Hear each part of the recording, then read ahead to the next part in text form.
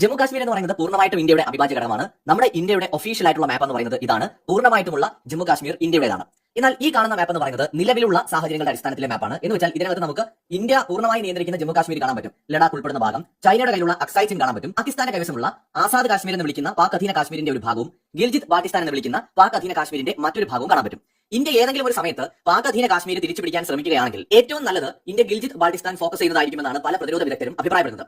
അതിന് ചില കാരണങ്ങളുണ്ട്.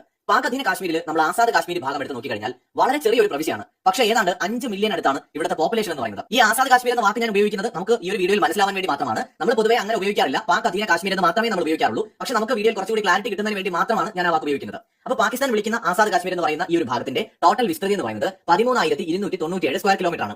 ഇവിടുത്തെ ടോട്ടൽ പോപ്പുലേഷൻ എന്ന് പറയുന്നത് ഏതാണ്ട് 50 ലക്ഷത്തിന് മുകളിലാണ്. എന്ന് വെച്ചാൽ വളരെയധികം പോപ്പുലേഷൻ ഉള്ള, വളരെയധികം ജനസാന്ദ്രത കൂടുതലുള്ള ഒരു പ്രദേശമാണ്. ചെറിയ പ്രദേശമാണ്, പക്ഷേ തിങ്ങി നിറഞ്ഞ് ജനങ്ങൾ ജീവിക്കുന്ന ഒരു പ്രദേശമാണ്. എന്നാൽ ഗിൽജിത് ബാൾട്ടിസ്ഥാൻ എന്ന് പറയുന്ന പ്രവിശ്യയിലേക്ക് വന്നു കഴിഞ്ഞാൽ അതിന്റെ ടോട്ടൽ വിസ്തൃതി എന്ന് പറയുന്നത് 72,520 സ്ക്വയർ കിലോമീറ്റർ ആണ്. ഈ ഒരു പ്രദേശത്തെ പോപ്പുലേഷൻ എന്ന് പറയുന്നത് ഒരു 10-12 ലക്ഷത്തോളം ആളുകൾ മാത്രമേ ഉള്ളൂ. ഇവിടെയാണ് ഇൻട്രസ്റ്റിംഗ് ആയിട്ടുള്ള ഒരു കാര്യം. നമ്മുടെ കേരളത്തിന്റെ ടോട്ടൽ വിസ്തൃതി എന്ന് പറയുന്നത് ഏതാണ്ട് 38,863 സ്ക്വയർ കിലോമീറ്റർ ആണ്. നമ്മുടെ കേരളത്തിന്റെ അപ്രോക്സിമേറ്റ് പോപ്പുലേഷൻ എന്ന് പറയുന്നത് 3.5 കോടിക്ക് മുകളിലാണ്. എന്നാൽ ഗിൽജിത് ബാൾട്ടിസ്ഥാന്റെ ടോട്ടൽ വിസ്തൃതി എന്ന് പറയുന്നത് നമ്മുടെ കേരളത്തിന്റെ ഇരട്ടിയോളം വരും. 72,000 സ്ക്വയർ കിലോമീറ്ററിന് മുകളിലാണ് ആ ഒരു പ്രദേശത്തിന്റെ വിസ്തൃതി. പോപ്പുലേഷൻ വെറും 10-12 ലക്ഷം മാത്രമേ ഉള്ളൂ. ഇന്ത്യയെ സംബന്ധിച്ചിടത്തോളം പാക് അധീന കാശ്മീർ ഇന്ത്യ തിരിച്ചുപിടിക്കാൻ ആഗ്രഹിക്കുകയാണെങ്കിൽ സിവിലിയൻസിന്റെ കാഷ്വാലിറ്റി വളരെ കുറച്ചുകൊണ്ട് അതിവേഗത്തിൽ സൈനിക നീക്കം നടത്താൻ കഴിയുന്ന ഒരു പ്രദേശം ഗിൽജിത് ബാൾട്ടിസ്ഥാനാണ്. ഈ പ്രദേശത്തിന്റെ വിസ്തൃതി നമ്മൾ കമ്പയർ ചെയ്യുമ്പോൾ നമ്മുടെ ആസാം അല്ലെങ്കിൽ ജാർഖണ്ഡ് ഒക്കെ പോലെയുള്ള സ്റ്റേറ്റിന്റെ അത്രയും വലുപ്പമുണ്ട് ഈ ഒരു പ്രദേശത്തിന്. അപ്പോൾ ഗിൽജിത് ബാൾട്ടിസ്ഥാൻ എന്ന് പറയുന്നത് ഒരുപാട് നാച്ചുറൽ റിസോഴ്സസ് ഒക്കെ ഉള്ള പ്രദേശമാണ്. മനോഹരമായിട്ടുള്ള താഴ്വരകളും മലകളും പർവ്വതങ്ങളും പ്രദേശങ്ങളും ഉള്ള ഒരു മേഖലയാണ്. അതോടൊപ്പം തന്നെ സ്ട്രാറ്റജിക്കലി ഇന്ത്യയെ സംബന്ധിച്ചിടത്തോളം വളരെ പ്രധാനപ്പെട്ട ഒരു റീജിയൻ കൂടിയാണ്. ഇപ്പൊ ഇന്ത്യൻ സൈന്യം ഈ പാകിസ്ഥാൻ ആസാദ് കാശ്മീർ എന്ന് വിളിക്കുന്ന ആ ഒരു ഭാഗത്തിലേക്ക് ഒരു സൈനിക നീക്കം നടത്തുകയാണെങ്കിൽ പട്ടാളത്തിന്റെ ഭാഗത്തു നിന്ന് മാത്രമല്ല ഭയങ്കരമായിട്ട് ഭീകരവാദികളുടെ ഭാഗത്തു നിന്ന് ഉൾപ്പെടെ വലിയ ചെറുത്തുനിൽപ്പുണ്ടാവും. സാധാരണ ജനങ്ങളുടെ അടുത്ത് നിന്നും ചെറുത്തുനിൽപ്പുണ്ടാവും. കാരണം അവിടെ എന്ന് പറയുന്നത് അത്രയേറെ പോപ്പുലേഷൻ ഉണ്ട്. അപ്പൊ അങ്ങനത്തെ ഒരു സ്ഥലത്ത് നമ്മൾ സൈനിക നീക്കം നടത്തിയാൽ സ്വാഭാവികമായി സിവിലിയൻസ് ധാരാളമായി കൊല്ലപ്പെടും. എങ്ങനെയാണോ ഇസ്രായേൽ ഗാസയിലേക്ക് പോയി ആക്രമണം നടത്തിയപ്പോൾ കുട്ടികളും അതുപോലെ സ്ത്രീകളും ഒക്കെ കൊല്ലപ്പെട്ടത്, ആ രീതിയിൽ ചിലപ്പോൾ ധാരാളം സാധാരണക്കാർ കൊല്ലപ്പെടാൻ സാധ്യതയുണ്ട്. അങ്ങനെ വരുന്ന സമയത്ത് അന്താരാഷ്ട്ര സമൂഹത്തിന്റെ പ്രഷർ ഭയങ്കരമായിട്ട് ഇന്ത്യയുടെ മേൽ വരും. അപ്പൊ നമുക്ക് അന്താരാഷ്ട്ര നിയമങ്ങളും നമ്മുടെ സഖ്യരാജ്യങ്ങളുടെയും സുഹൃത്ത് രാജ്യങ്ങളുടെയും സ്വാഭാവികമായിട്ടുള്ള റിക്വസ്റ്റും ഒക്കെ നമുക്ക് കേൾക്കേണ്ടതായിട്ട് വരും. അത് മുന്നോട്ട് പോകുക എന്ന് പറയുന്നത് വളരെ പ്രയാസമാണ്. എന്നാൽ ഗിൽജിത് ബാൾട്ടിസ്ഥാന്റെ ഒരു പ്രത്യേകത അതിന്റെ സവിശേഷമായിട്ടുള്ള ഭൂപ്രകൃതിയാണ്. വളരെ ദുർഘടമായിട്ടുള്ള ഭൂപ്രകൃതിയാണ്. മലകളും പർവ്വതങ്ങളും കുന്നുകളും ഒക്കെ ഉള്ള കൊടും കാടുള്ള വളരെ വളരെ മോശമായിട്ടുള്ള ഒരു ഭൂപ്രകൃതിയാണ്. തണുപ്പ് വളരെ കൂടുതലാണ്. അവിടേക്ക് സൈനിക നീക്കം നടത്തുക എന്ന് പറയുന്നത് സാധാരണ ഒരു രാജ്യത്തെ സംബന്ധിച്ചിടത്തോളം അത്ര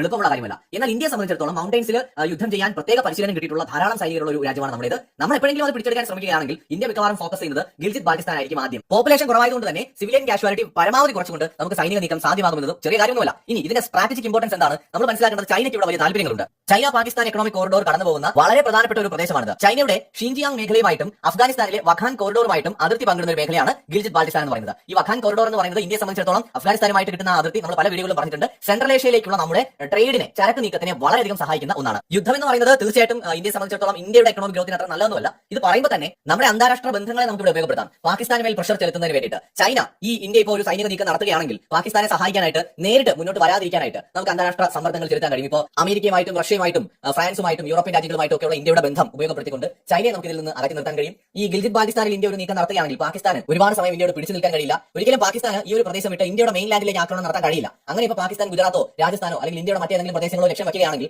ഇന്ത്യൻ സൈന്യത്തിനെ സംബന്ധിച്ചിടത്തോളം ഏതാനും മണിക്കൂറുകൾ കൊണ്ട് തന്നെ നമുക്ക് പാകിസ്ഥാന്റെ കറാച്ചിയും ലാഹോറും ഒക്കെ അടിച്ച് തകർക്കാനായിട്ട് കഴിയും. അതിനുള്ള സംവിധാനങ്ങളുണ്ട്. അപ്പോൾ അതുകൊണ്ട് ഒരിക്കലും പാകിസ്ഥാനും ഇന്ത്യ പാകിസ്ഥാൻ സൈനിക നീക്കം ഗിൽജിത് ബാൾട്ടിസ്ഥാനിൽ നിന്ന് മറ്റ് പ്രദേശങ്ങളിലേക്ക് വ്യാപിക്കാതിരിക്കാൻ പരമാവധി ശ്രമിക്കാനാണ് സാധ്യത. ഇനി അഥവാ അങ്ങനെ സംഭവിച്ചാൽ പാകിസ്ഥാന് സിന്ധ് പ്രവിശ്യയിലും അതുപോലെ തന്നെ അവരുടെ പഞ്ചാബ് പ്രവിശ്യയിലും ഒക്കെ വലിയ നഷ്ടങ്ങൾ നേരിടേണ്ടി വരും. മുൻകാലങ്ങളിൽ കറാച്ചിയിലും ലാഹോറിലും ഒക്കെ ഇന്ത്യൻ സൈന്യം കാര്യം ചെയ്ത് കൂട്ടിയ കാര്യങ്ങൾ പാകിസ്ഥാൻ ഇപ്പോഴും മറന്നിട്ടുണ്ടാവില്ല. അപ്പോൾ തീർച്ചയായിട്ടും നമുക്ക് ആസാദ് കാശ്മീർ ഇന്ന് ഇന്ത്യയിൽ ലയിപ്പിക്കാൻ പറ്റുന്ന ഒരു സമയമാണോ എന്ന് സംശയമാണ്. കാരണം അവരുടെ പോപ്പുലേഷൻ വളരെ കൂടുതലാണ്. അപ്പോൾ ആ പോപ്പുലേഷനിലെ മെജോറിറ്റി ഇന്ത്യക്ക് എതിരുമായിരിക്കാനാണ് സാധ്യത. അപ്പോൾ അതുകൊണ്ട് ഈ ഗിൽജിത് ബാൾട്ടിസ്ഥാൻ ഇന്ത്യ ഫോക്കസ് ചെയ്യുകയാണെങ്കിൽ അതായിരിക്കും ഇന്ത്യക്ക് ഏറ്റവും ഗുണം. കാരണം നമുക്ക് അഫ്ഗാനിസ്ഥാനുമായിട്ട് കിട്ടുന്ന അതിർത്തി വളരെ വളരെ നിർണായകമാണ്. അതോടൊപ്പം തന്നെ ഈ ചൈന പാകിസ്ഥാൻ അതിർത്തി നമുക്ക് എന്നേക്കുമായിട്ട് ഇല്ലാതാക്കാൻ കഴിയും. ഇവർ തമ്മിലുള്ള സൗഹൃദം, അതിർത്തിയിലൂടെയുള്ള സൗഹൃദത്തിന് എന്നേക്കുമായിട്ട് നമുക്കൊരു അവസാനം ഉണ്ടാക്കാൻ സാധിക്കും. അതൊരു ചെറിയ കാര്യമല്ല. മറ്റൊരു വീഡിയോയുമായി വീണ്ടും വരാം.